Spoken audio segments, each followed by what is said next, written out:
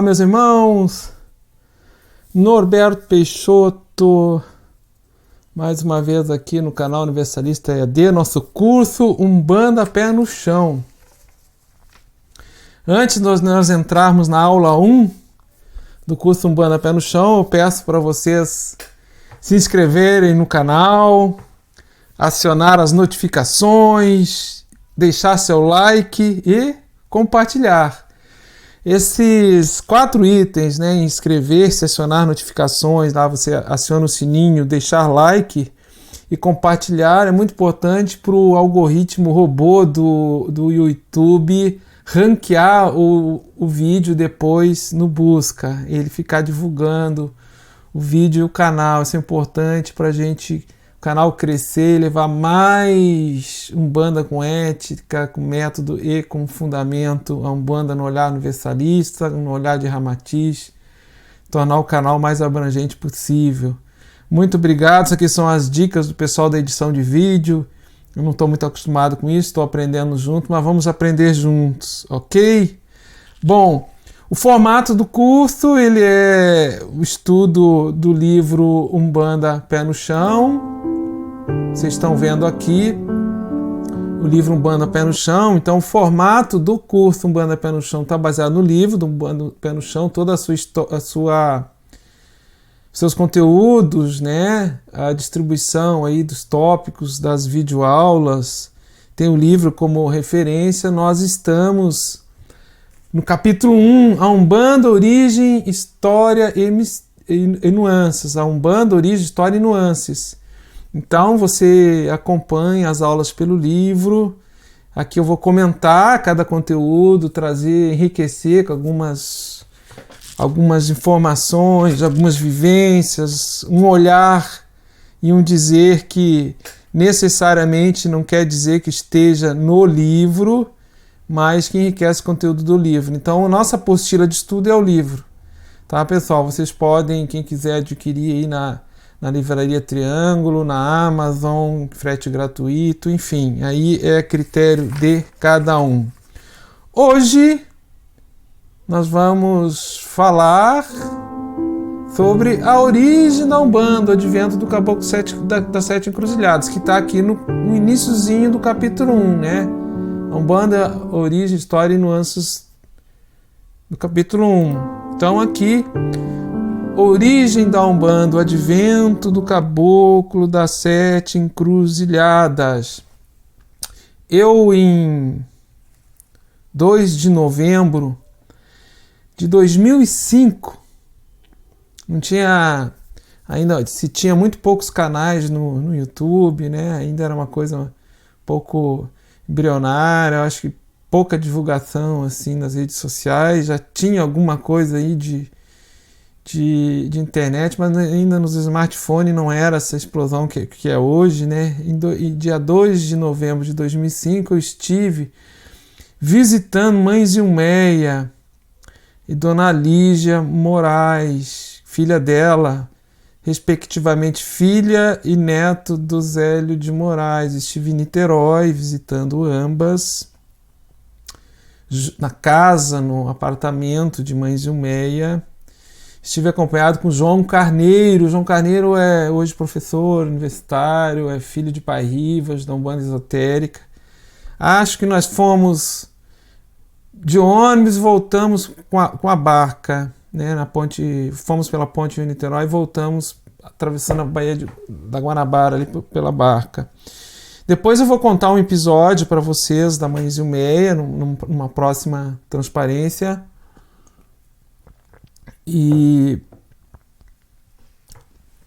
Mas qual foi o motivo que eu estive lá visitando Mãe Zilmeia? Eu fui pedir autorização para usar o material das fitas gravadas pela senhora Línia Ribeiro, ex-presidente da TULEF, Tenda de Umbanda, Luz, Esperança e Fraternidade. Essas fitas gravadas, elas são um acervo histórico da Umbanda, né? Ali tem inclusive áudio do Zélio de Moraes. E no livro A Missão da Umbanda foi resgatado esse texto. Eu pedi autorização para a Mãe Zilmeia, ela me deu para usar.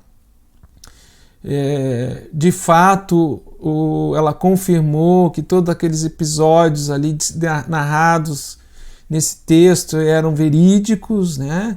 Então a gente foi numa fonte histórica que vivenciou a história, filha do Zélio, ligada a toda a tradição do Zélio, e pedimos autorização e, de fato, ela confirmou a autenticidade do material.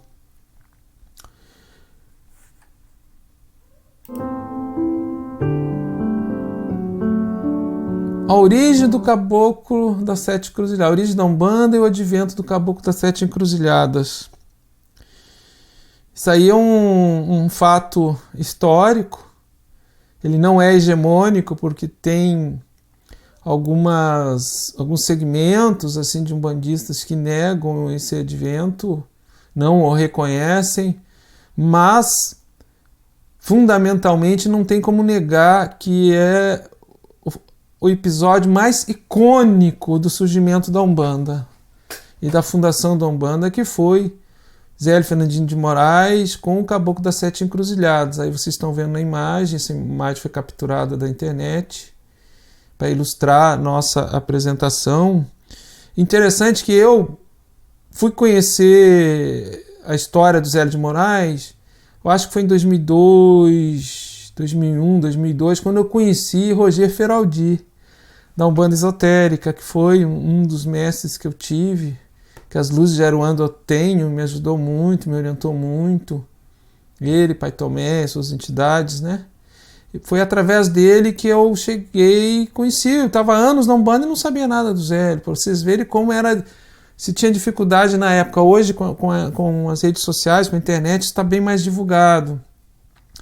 E o Roger Feraldi me deu em mãos um livro do Diamantino Trindade, um autor de referência que tinha um livro pequenininho, assim, mais fininho, mas ele falava da história do Zélio. Depois o Diamantino veio a lançar um livro, A História da Umbanda, né? Então, como é que se deu esse advento, né? Foi Zé de Moraes foi levado para uma sessão na Federação Espírita de Niterói, na época presidida pelo senhor José de Souza, isso em 1908, né? Ele foi convidado à mesa, disse que estava faltando uma flor, e aí ele teve a manifestação do caboclo, ele teve todo um advento de fatos ali que ocorreram. Eu vou ler algumas coisas assim, até o Zélio, eu vou pegar aqui no livro alguns tópicos assim só para ilustrar. Parece que o Zélio estava enfermo e foi levado nessa sessão espírita da Federação Espírita de Niterói, presidida pelo José de Souza. Tentaram achar a ata dessa reunião, não acharam, aí tentaram desconstruir como se não tivesse havido. Sempre houve assim, uma força contrária para querer desconstruir o mito fundante da Umbanda. Independente de entrar nesse aspecto, nessa discussão, que eu acho uma grande perda de tempo, não há como não reconhecer o impacto na estruturação do movimento de Umbanda e o advento icônico, histórico e icônico que foi e é Zélio Fernandino de Moraes com o Caboclo das Sete Encruzilhadas. Então, aqui diz, né, que houve diz assim, já na mesa mediúnica os Zélio já sentavam, né? Houve várias manifestações espirituais, né, e uma força estranha tomou o jovem Zélio. E aí o Zélio, né, mediunizado, falou: por que repelem essa entidade? Né? Por que repelem a presença desses espíritos se nem sequer se dignaram a ouvir suas mensagens? É por causa das suas origens de cor? Então estava havendo manifestações de preto velhos, ex-índios, escravos, e o doutrinador da mesa tentava chamar a atenção deles que eles eram espíritos atrasados. Seguiu-se um diálogo acalorado. O responsável pela sessão procurava doutrinar e afastar o espírito desconhecido que estava no Zélio. Ele não sabia ainda que era o Caboclo das Sete Encruzilhadas. Um dos videntes à mesa perguntou: por que o irmão fala nesses termos, pretendendo que a direção aceite a manifestação de espíritos que, pelo grau cultural que tiveram quando encarnados, são claramente atrasados, referindo aos pretos velhos e índios e caboclos? Por que fala desse modo se estou vendo que me dirijo a um jesuíta cuja veste branca reflete uma aura de luz? Qual o seu verdadeiro nome?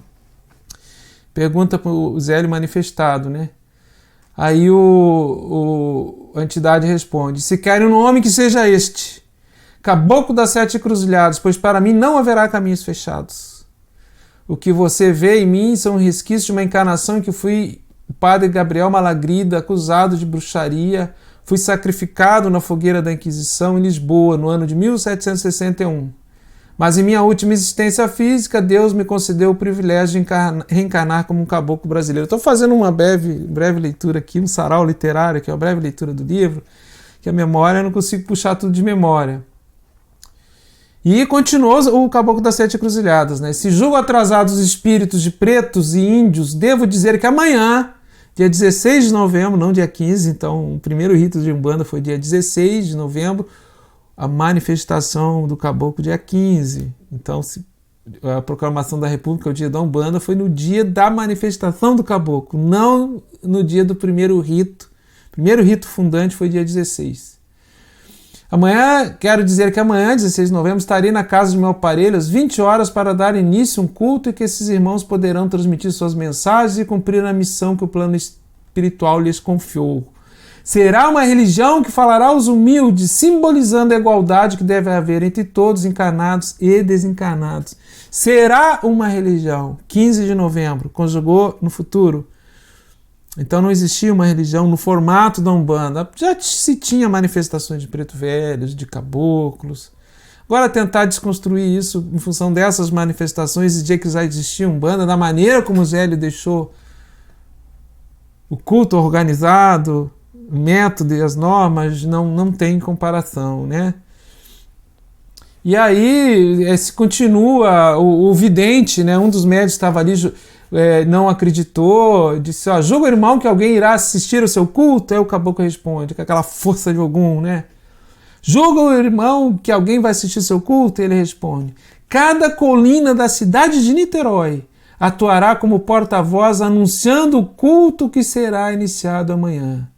Deus, em sua infinita bondade, estabeleceu na morte o grande nivelador universal.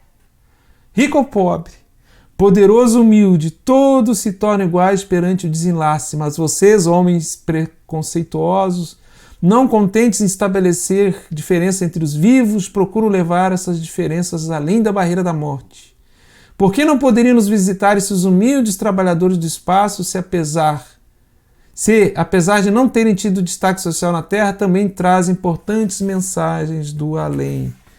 Aí o caboclo criando uma religião, né, de inserção inclusiva, que é a Umbanda até hoje. Isso aí nós não temos nem o que discutir, né? E aí no dia seguinte, às 20 horas, houve a manifestação do caboclo, houveram várias curas, né? Nesse mesmo dia, dia 16 de novembro, se manifesta Pai Antônio, preto velho, né? E que é um preto velho histórico também.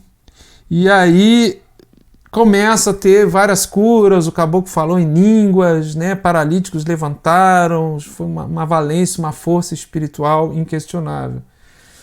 Fato é que em 1918, já 10 anos depois desse advento da manifestação e da anunciação da Umbanda pelo caboclo no primeiro rito, em 1918, o Caboclo das Sete Encruzilhadas recebe ordens do astral superior para fundar 7 tendas para a propagação da Umbanda, que foram Tenda Espírita Nossa Senhora da Piedade, a Casa Matriz, né, que existe até hoje no interior do Rio de Janeiro, Tenda Espírita Nossa Senhora da Conceição, Tenda Espírita Santa Bárbara, Tenda Espírita São Pedro, Tenda Espírita Oxalá, Tenda Espírita São Jorge e Tenda Espírita São Jerônimo.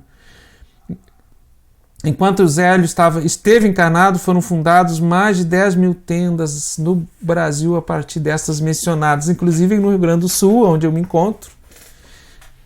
No município de Rio Grande se tem registro da tenda de Umbanda mais antiga do Brasil, que é a Tenda Espírita de Umbanda São Jorge, aberta até hoje com estatuto registrado na época. Me parece que um oficial da Marinha mercante, trabalhou, conheceu o Zélio no Rio de Janeiro, chegou a trabalhar, me parece, conheceu o Zélio, depois vem para o Rio Grande do Sul, retorna e abre o estatuto, funda essa tenda. Observe que os nomes são todos com santos católicos e tem espírita na denominação. Não era permitido abrir na época centros de Umbanda, eram perseguidos pela polícia.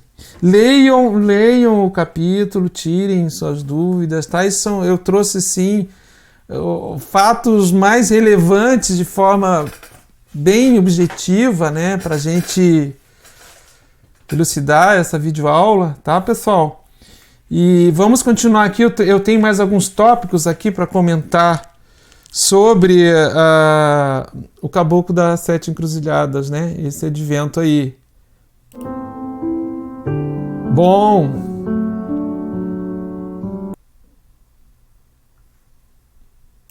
voltando aqui.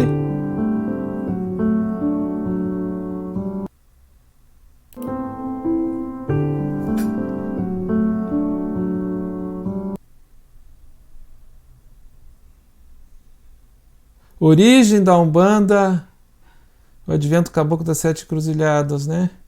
Eu fiquei até um pouco emocionado. Essa senhora nessa foto aí, a mãe Zilmeia, uma luz em Aruanda, né?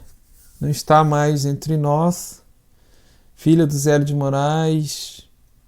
Ela foi, digamos assim, a descendente espiritual direta da raiz do Zélio de Moraes, do Caboclo das Sete Encruzilhadas, foi dirigente da Tenda Espírita Nossa Senhora da Piedade.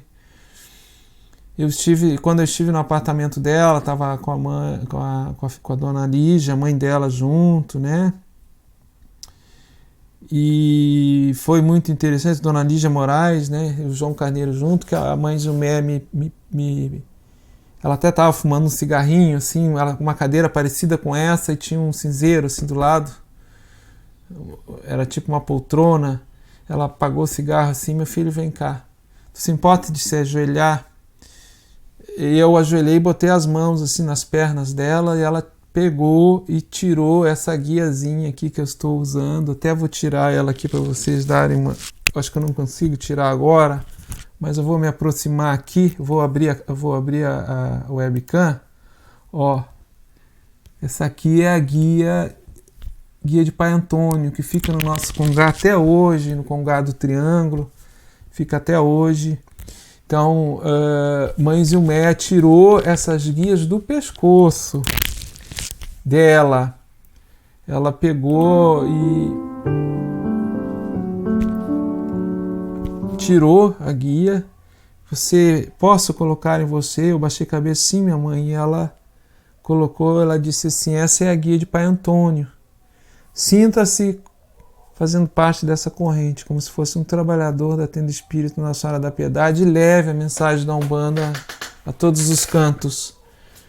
Foi muito emocionante esse dia, eu nunca vou esquecer, porque poderia, se fosse só a guia do Pai Antônio, já seria algo excepcional, mas foi a guia que ela estava usando. Estava no ori dela, estava com ela me transmitiu, me deu, está aqui em cola, um tesouro que eu tenho, deixo no nosso congá, na cruz ansalda, no nosso congá, no Triângulo. Usei hoje só para ilustrar e faço uma homenagem à mãe Zilmeia, essa luz de Aruanda, que a ética da Umbanda, o método que o Caboclo das Sete Encruzilhadas deixou, que ele está um pouco esquecido, né? Leio no livro tem toda essa citação dos métodos e das normas de culto que o Caboclo deixou, mas acima de tudo esse aspecto inclusivo, né? A essência da Umbanda, um movimento de inclusão de todos os trabalhadores, né?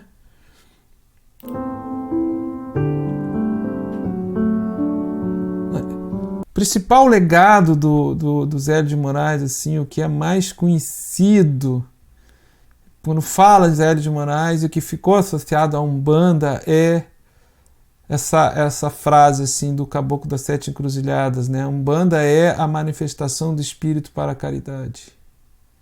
A Umbanda é a manifestação do Espírito para a caridade. Então, a gente, num primeiro momento, a gente acha que a manifestação do Espírito para a caridade é a incorporação. um espírito manifestado no médium. No aspecto mais profundo, essa é a manifestação, é a que deve vir do espírito de cada um de nós, do nosso mais profundo ser. Estarmos manifestados para a caridade. Caridade não no sentido de assistencialismo.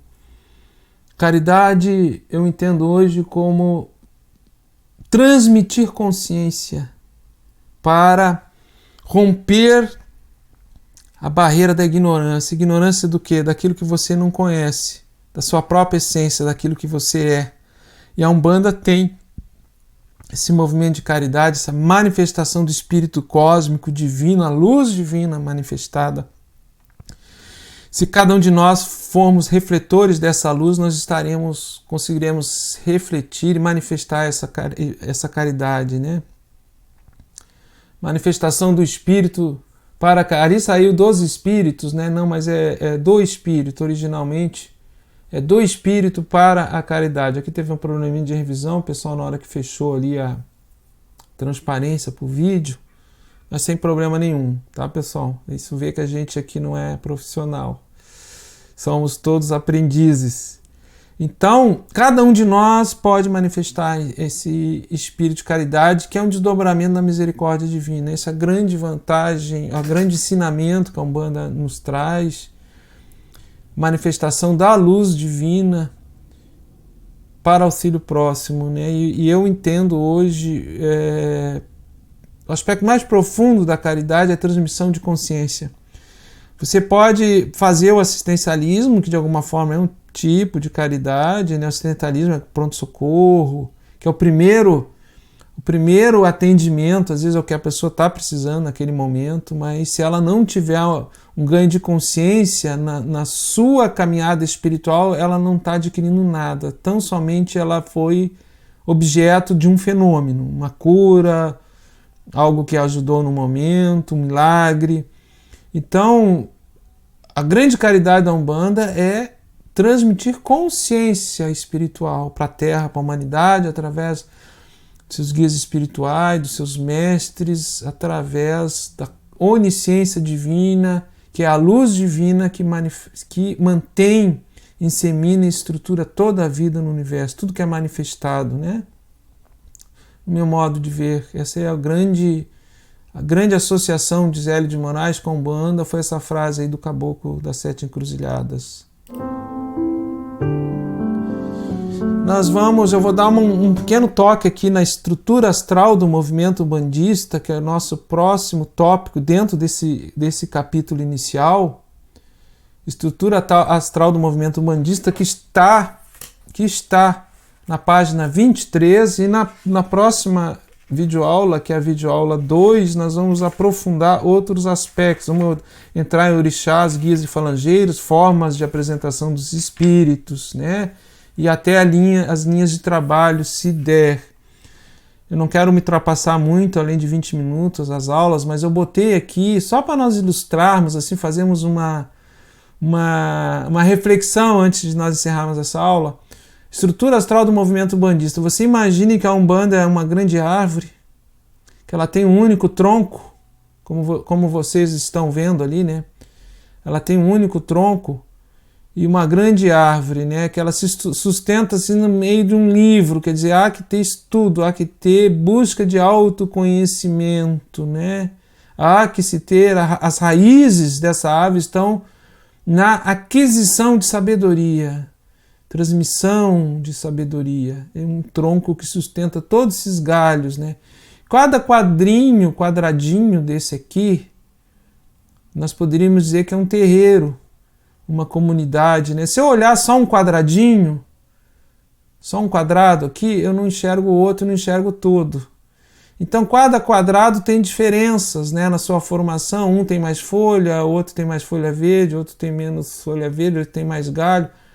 Mas nenhum é igual ao outro. Então, essa é a estrutura astral do movimento de Umbanda. Ela não é uniformizada, não é um quartel.